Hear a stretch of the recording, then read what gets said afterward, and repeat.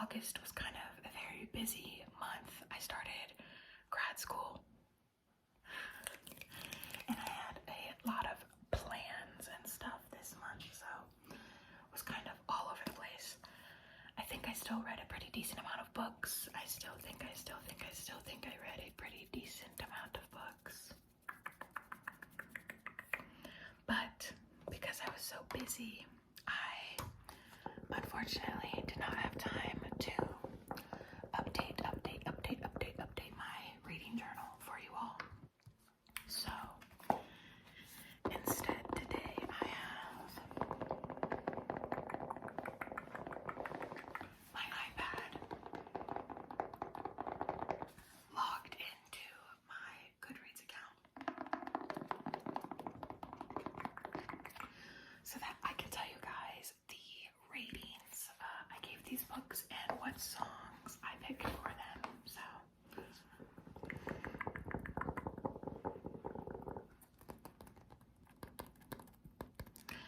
now please pardon my nails. They're all like chipped and jagged and the nail polish has like disappeared because of work and I just haven't had the time. This week to repaint them and take care of them, but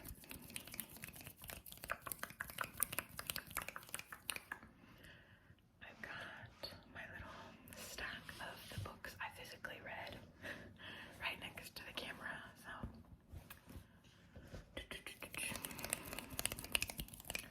let's go ahead and begin. I've got my iPad to the left of me. So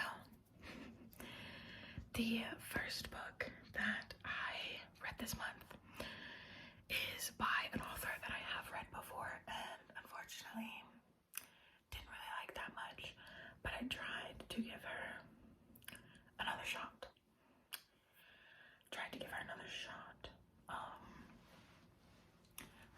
After reading this book, I do unfortunately think that this author is not for me. This is kind of how it is, I think. So anywho. The first book that I read this month was on my Kindle.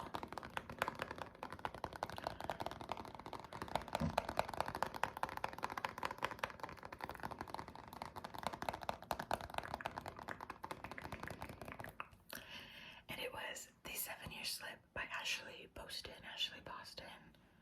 I don't really know how to pronounce her last name. I finished reading this book August 6th. I gave it 2.5 stars, unfortunately. I don't know, it just wasn't doing it for me. I mentioned in my Goodreads review that the stories are pretty decent with intriguing plot lines, but unfortunately they just fall flat for me, and that I don't really think that the chemistry of the main characters in this book and the like romantic aspects were executed very well. But The 7-Year Slip is about this girl named Clementine who inherits this apartment from her dead aunt, and the apartment can travel 7 years in time. So when she lives at the apartment, it goes 7 years back in time, and she meets the male main character. But then 7 years ago, while the male main character was living at this apartment, it was going 7 years ahead of time so that they could like meet each other.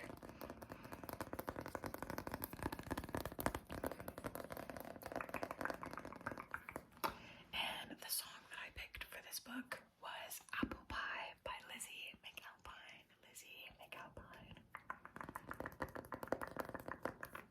Okay. Next up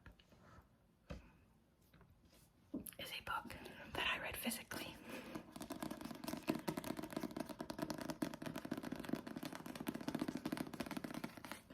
I read Magnolia Parks by Jessa Hastings.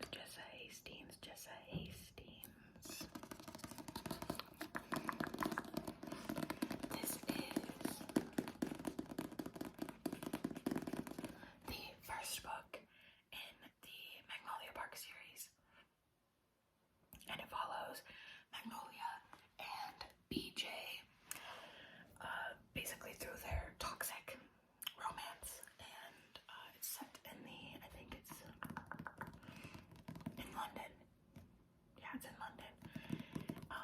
Imagine like very Gossip Girl vibes, but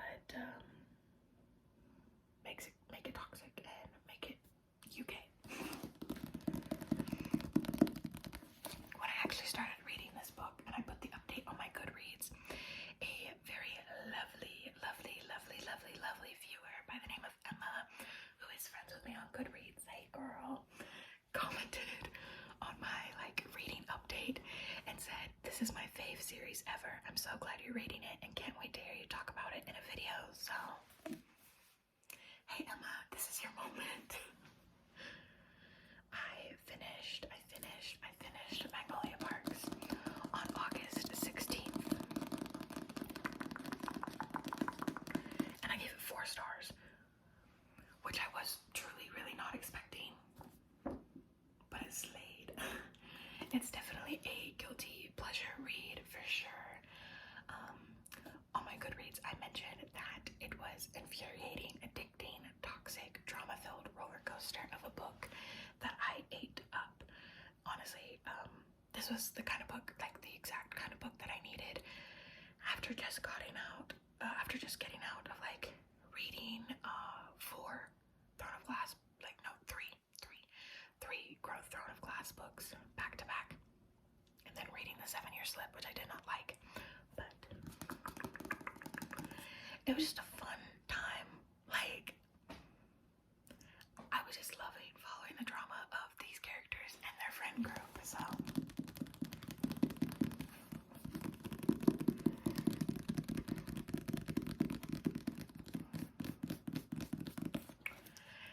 And the song that I picked for this book is His Hands by Bleh. Bleh. It's literally BLEGH, but it's one of my favorite songs of all time, and I just really thought aspects of it fit Magnolia and BJ's relationship.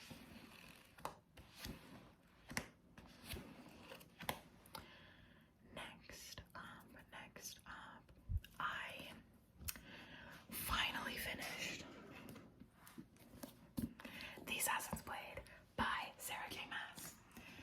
I started reading this book, I started reading this book back in, back in July. I went right into it after Air of Fire. I had the audiobook downloaded, and that's mostly how I was reading it, was listening to the audiobook. And then unfortunately my audiobook got returned because I was borrowing it through Libby, so I had to wait for the audiobook to come back because I was just having a hard time reading this one on its own. And I think that's because I went from reading Air of Fire, which is like so kick-ass, like there's so much that's happening in the book, the world building, the characters, and then to go from that to Assassin's Blade, where it's like Selena before any of Throne of Glass, Crown of Midnight, Air of Fire happens. It felt slow and a little boring, so I really relied on the audiobook in order to get this book done. But I did still like it. I gave it 3.75 stars. And I loved getting to read more about Selena and where she came from and what she went through before we meet her in Throne of Glass. And I also really liked getting to finally meet Sam, because Sam is referenced throughout the first 3 books of Throne of Glass. But you don't get to meet him, so this was really fun, actually, so.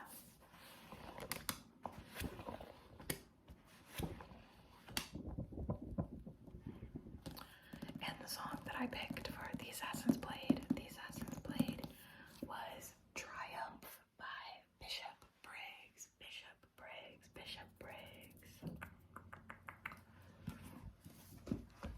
We then jump back to my Kindle for the next book. And this book I did through my Kindle and also audiobook. And it is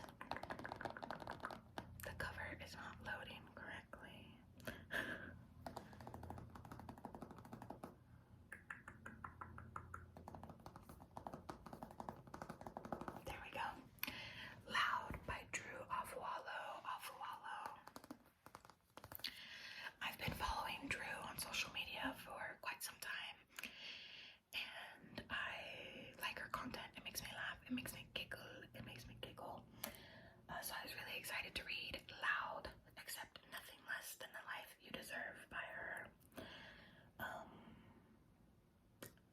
Normally, I don't rate memoirs. But this actually felt less memoir to me and more like self-help / advice. So I gave it a rating. I gave it 3 stars.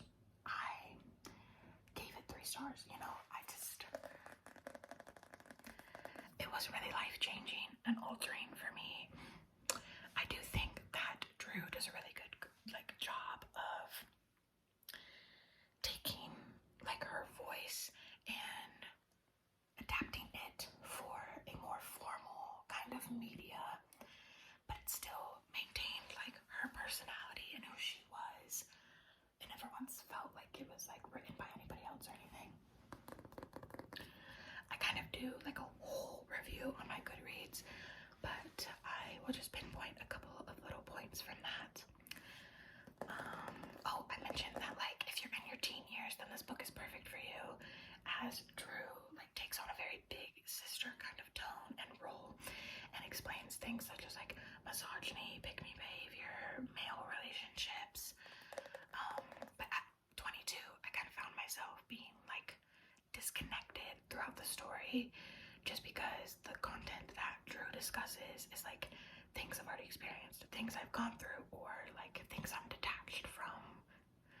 She mentions how every girl goes through a pick-me era, but pick-me wasn't really a thing until I was in the end of high school, if that makes sense. Plus, I was a theater band kid nerd,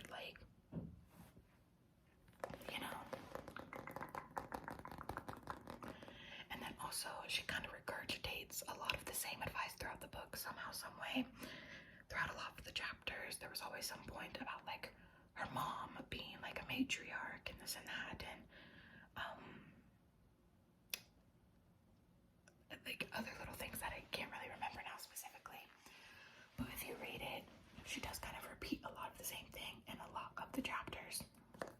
So I highly recommend this for girls that are in high school, middle school, that are truly exploring male relationships and feminism for the first time. But if you're in your 20s or older, then it's kind of shit that you already know or should have already experienced and stuff, because she goes on this whole pick-me behavior isn't good, just be yourself, it's okay to not want to have children, kind of stuff.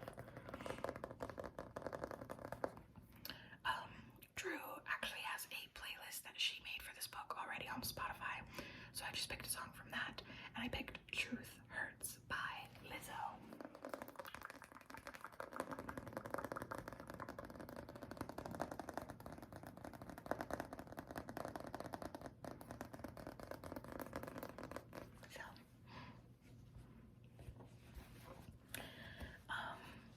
I then, on my Goodreads review, got a comment from some person. We're not friends on Goodreads, but I think it just kind of aids to what I was saying about the book. And she says, I totally agree with this. I wish I had this book as a 16-year-old, but at 32, it was nothing new for me. So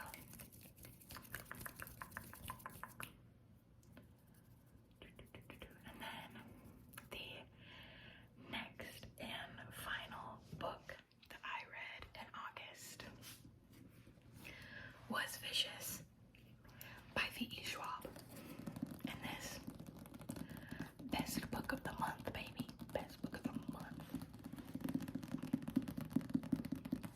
I gave Vicious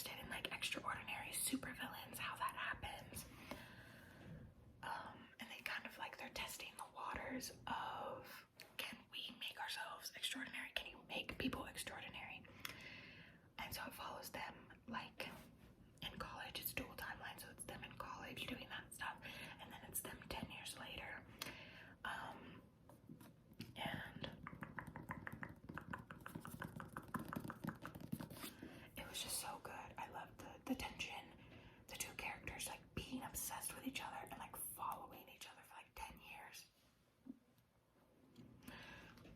I love Victor Vale. I love Victor. I love Victor. And I love Sydney. I love Sydney too.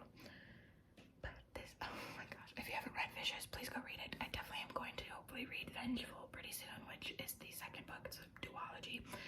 But I've heard that she might potentially be writing a third book. I'm not exactly too sure about that, but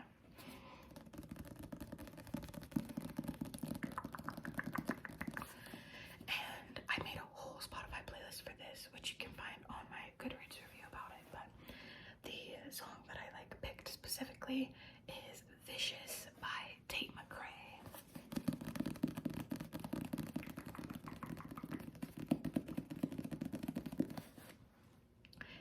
And that is all of the books that I read in August. So 7 Years Slip, Magnolia Parks, The Assassin's Blade, Loud and Vicious. So I read five